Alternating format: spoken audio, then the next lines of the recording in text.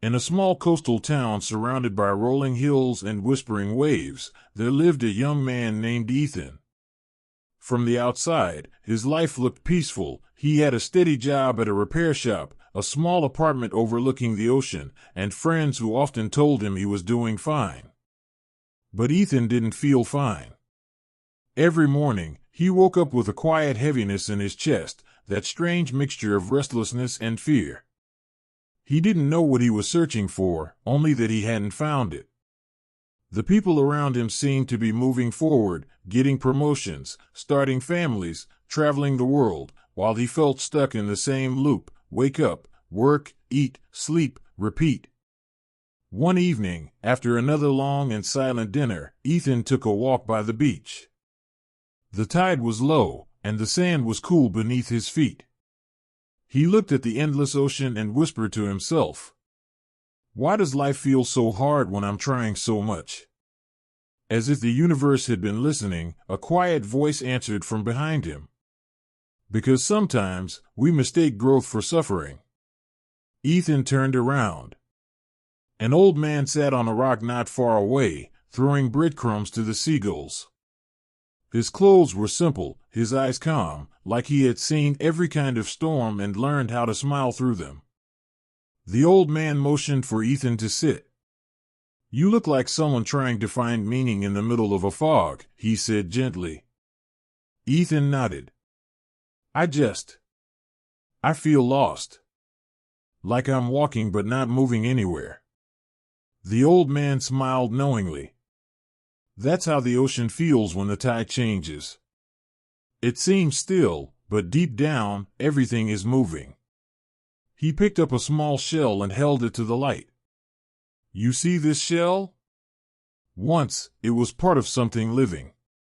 It endured waves, storms, and time, and now it rests here, beautiful in its imperfection. Life is like that.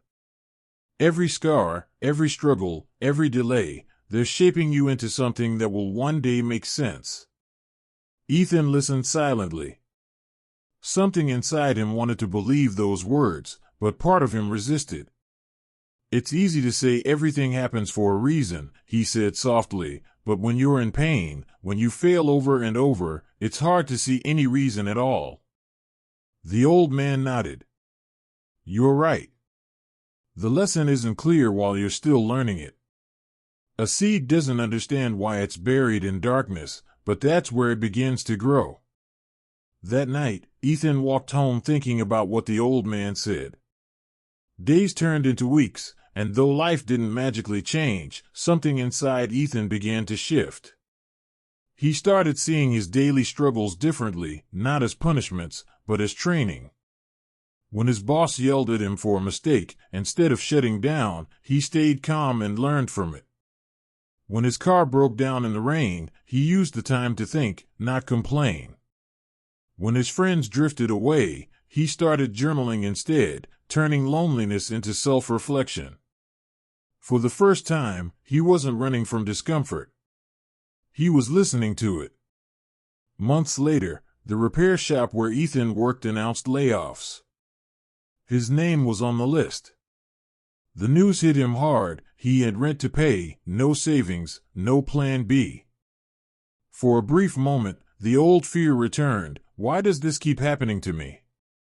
But then he remembered the old man's words. A seed doesn't understand why it's buried in darkness. So instead of panicking, Ethan decided to use his free time to fix something he truly loved, his late father's old motorcycle, a rusted relic that had been sitting in his garage for years. Every day, he worked on it.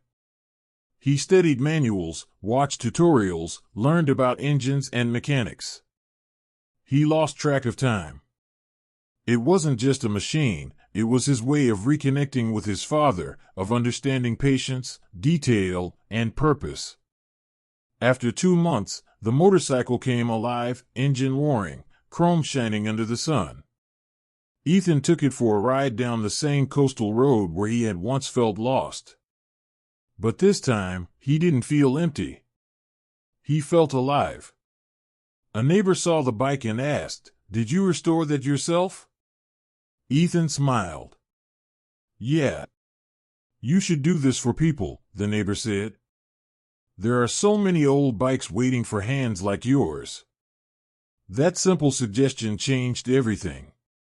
Within a year, Ethan started a small restoration business. What began in a tiny garage soon grew. People came from nearby towns to have their old motorcycles restored. Ethan wasn't just fixing machines, he was giving people back their memories. One afternoon, as he polished a finished bike, a familiar voice spoke from behind. "You found your tide, haven't you?"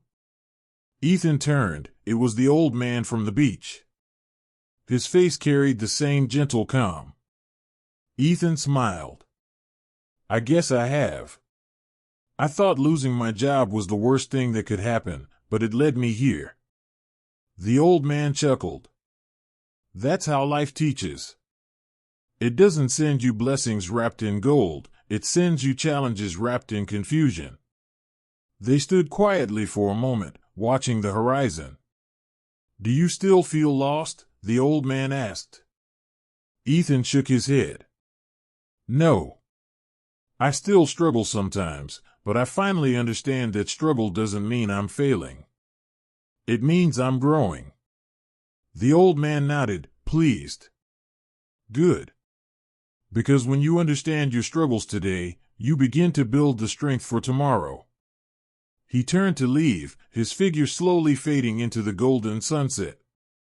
Years later, Ethan's restoration shop became a small but beloved landmark in the town. Travelers often stopped by, not just for bikes, but to talk, to share their own stories of loss and rediscovery. Ethan had become the man on the rock, the quiet mentor who helped others see meaning in their pain. One day, a young woman came to him, her eyes tired, her voice trembling. "I feel like everything I try ends up failing," she said.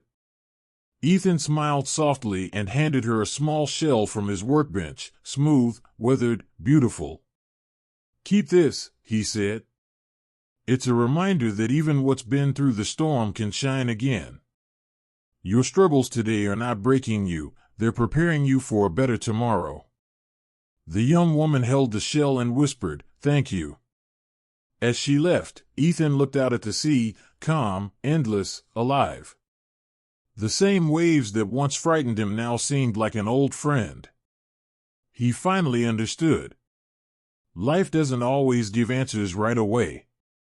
Sometimes it gives storms, so we can learn how to sail. It gives pain, so we can learn compassion.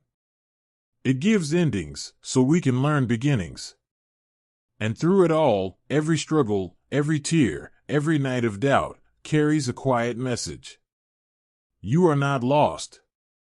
You are becoming. Sparkle's moral of the story. Understanding your struggles doesn't make them easier, it makes you stronger. Every challenge today is building a wiser, calmer, and braver version of you. The darkness you walk through now will one day be the light you share with someone else.